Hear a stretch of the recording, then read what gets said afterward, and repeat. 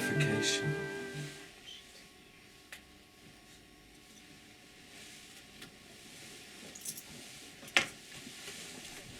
And I want to kind of shortly kind of bring this a little bit together with emptiness to have a deeper understanding.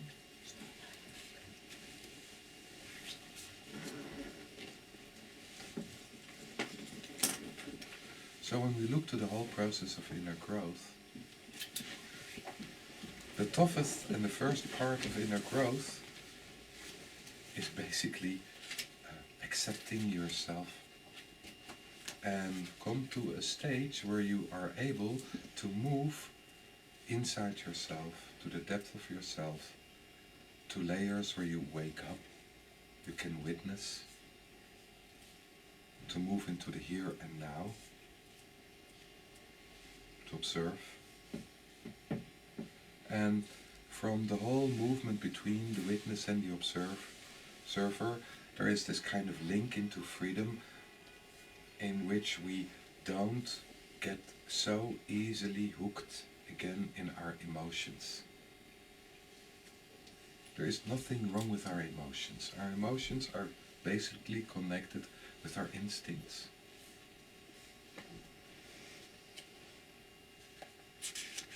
So again, in this, acceptance is so important, to accept your emotions and to find a way to relate to them, to integrate our patterns, our traumas, our pains. It doesn't mean that suffering is gone from your life. Suffering is part of life. It would really be crazy if you would lose somebody you really love and you wouldn't feel pain because of that. But the amount of suffering and how we hook in suffering absolutely changes at a certain point.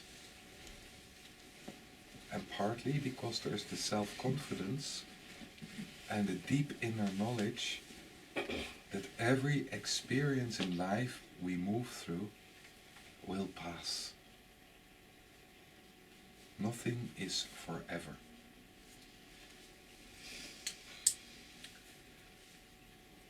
The other big thing which is coming forward on our pathway of inner growth is that we realize that there is always an end situation. So we can be and happy and emotional and sad. This all can be together. We can be in a turmoil inside and at the same time have a background of total inner peace.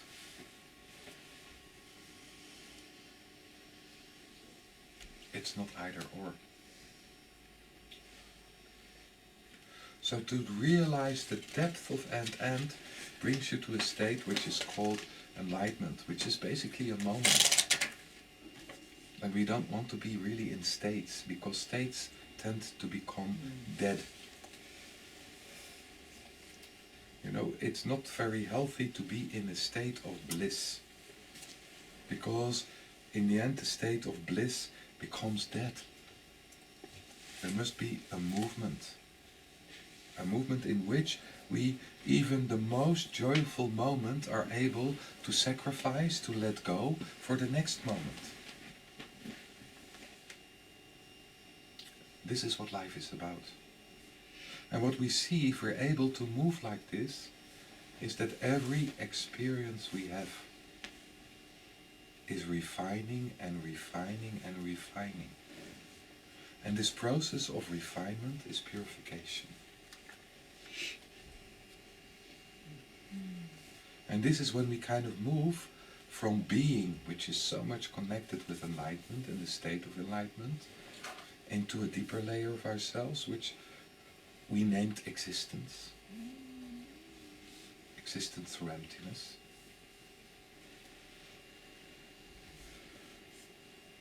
So this movement in itself, when you move to the depth of emptiness, in emptiness everything is alive, has its own life. That means that you realize that your emotions are connected with your physical body. Your physical body has a life. And your emotions have their own life, attuned to the physical body and attuned to the mind.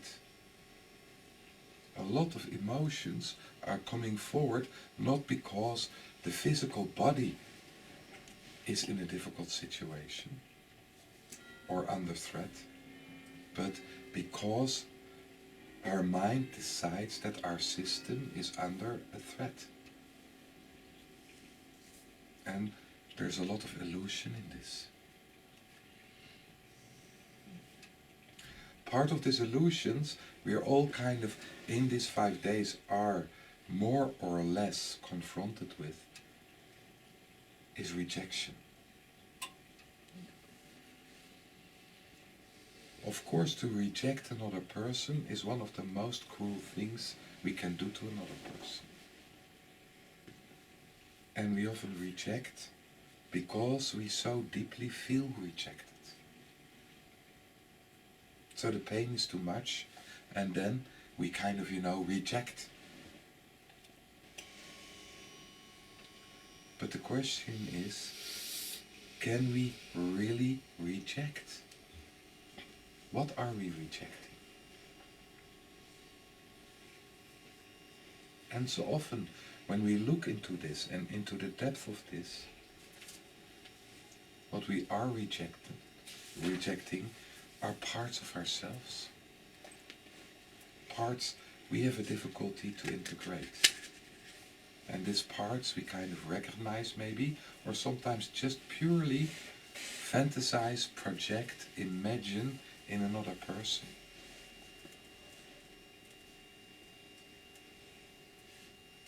Through rejection, we create loneliness.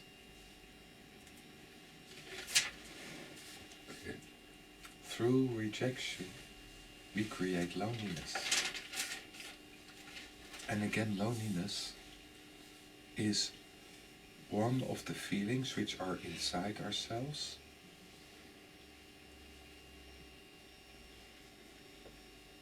which are absolutely general. Everybody knows loneliness. It's not something shameful, it's not something bad, it's part of our makeup, it's something we create, it is an illusion as well.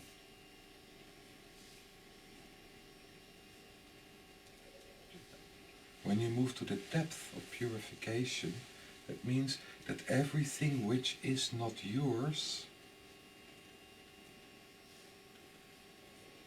falls off, burns. Everything which doesn't totally belong to yourself, you get rid of. It burns off.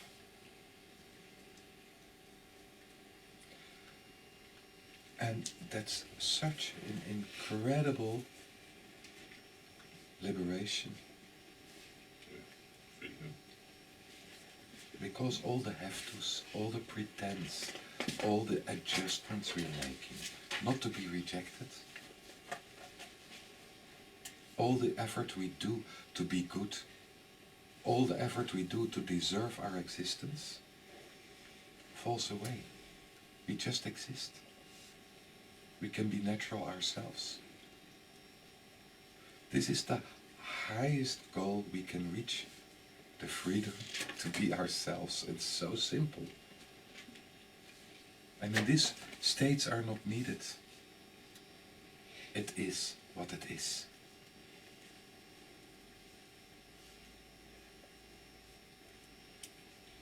So the element which comes with purification, which is so much connected with the whole area of emptiness, because in emptiness everything comes alive, arises, and if we can accept it, it will purify.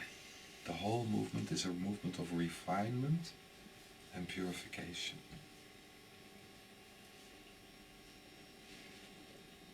It's the Christ energy, it's the middle way, it's the light which arises in the meeting position of male and female. It's the fire of the new creation. There's so many different ways to describe it. But to really connect it, we have to kind of empty ourselves. We have to be open. We have to empty ourselves in a way that it can arise from the depth of ourselves. This is also what we are. It's not something we need to take from the sky, or to steal from the earth, or to have from outside. This is inside ourselves. This is also what we are. It's just to open up to the deepest layers of ourselves. To move back home inside yourself.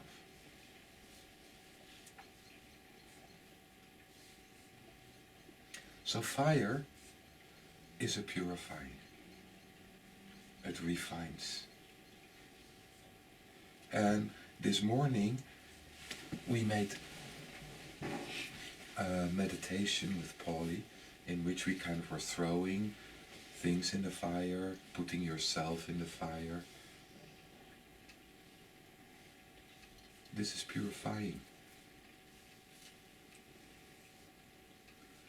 Now I want to do a meditation which is based on this, and a little bit maybe more difficult, a little bit cruel. What I like you to put into the fire is something you really, really appreciate of yourself, or something you really, really love.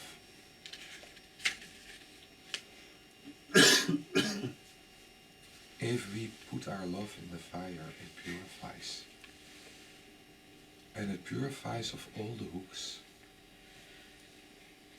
of all the conditions. It becomes free, it becomes unconditional. It's often when we look to the ones we love the most, we're the most cruel. Because of our own fears and our own conditions. So it's so worthwhile to purify your love on a regular basis. To give the other person unconditional the freedom to be her or himself. To let go of the love we so much enjoy that we want to make it a state. It has to be the same all the time.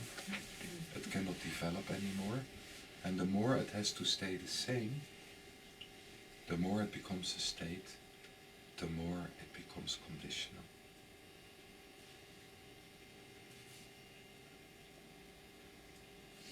That's why couples have quarrels now and then. To shake the tree, to let go of the conditions,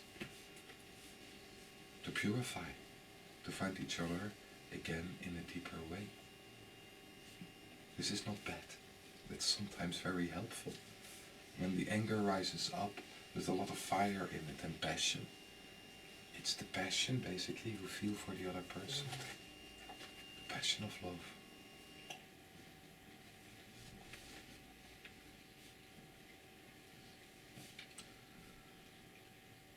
The structure of the meditation.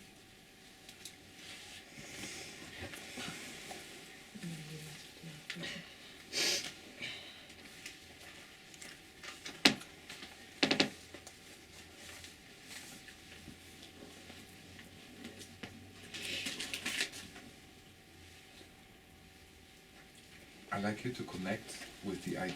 The ID is around 30 centimeters above our head. It's a point of light.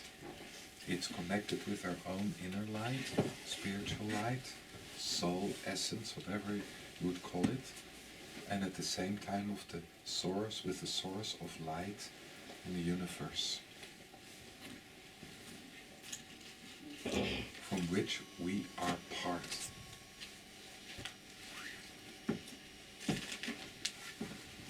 So we connect with the ID, and from the ID I'd like you to move with 2 circles downwards to the heart and bring light to the heart.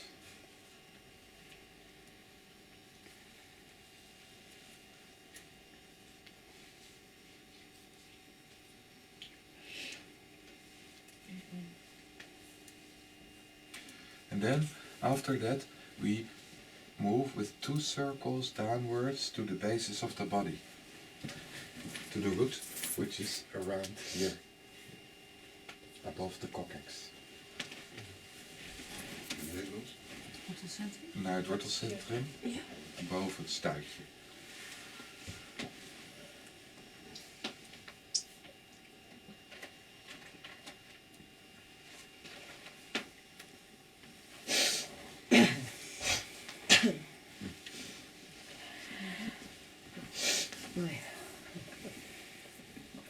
And being there, being at the coccyx, I'd like you to connect with emptiness. With emptiness, did you say? Emptiness. Het wortelcentrum of het staartje? Het wortelcentrum. Oké. Just connect with the feeling of emptiness, and then the feeling of emptiness, if it moves towards the coccyx and the whole basis of the body, that's great. How do you connect with emptiness? Like this, I connect to my brain. What? What'd you say? What did you say? Connect to her brains. Ah, that's always. You're so developed. And precise. We connect with emptiness basically through thinking about emptiness. This is a way to open up to feeling emptiness. To kind of make empty. What? Make empty. Or just to find the emptiness which is always there.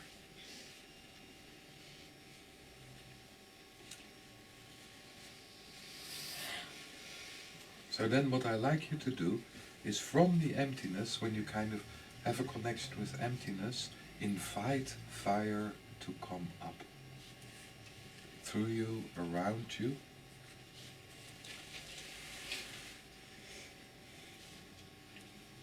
To come up. To move upwards. To rise up.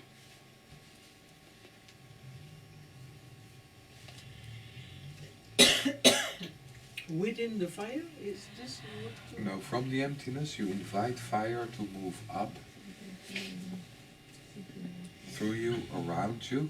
Or you invite light to come up inside you, around you.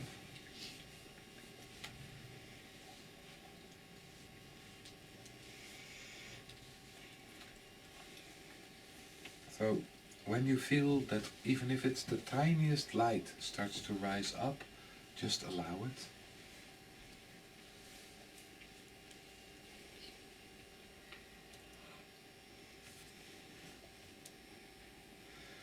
And when you've got a connection with fire or light, what I like you to do is to take a moment after a while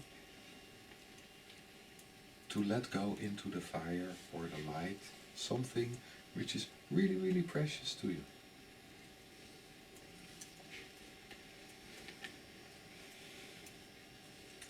If this is difficult, to kind of basically give one of the things you really love, which is really precious to you, to the light of the universe, to God, into the light, to let it go.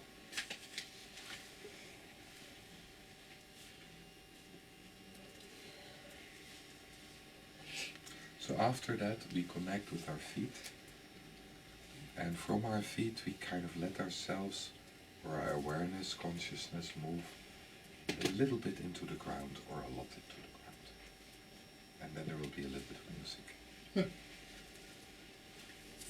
Can you repeat the last one?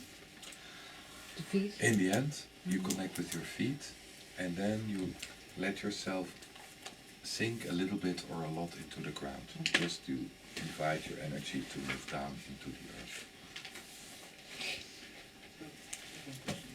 When you start here and you said you make 2 circles, Yeah. this looks like 1 circle to me. So where would you One circle to the heart, Alright. And then the second other. circle to the S. They both. Pass your nice button. I had the same point. Yeah. You're the same It's way? like, I was trying to do it geometrically, 2 circles up here, and it's like, No, one like this, okay. one like that. Thank you. Yeah. And then you hear the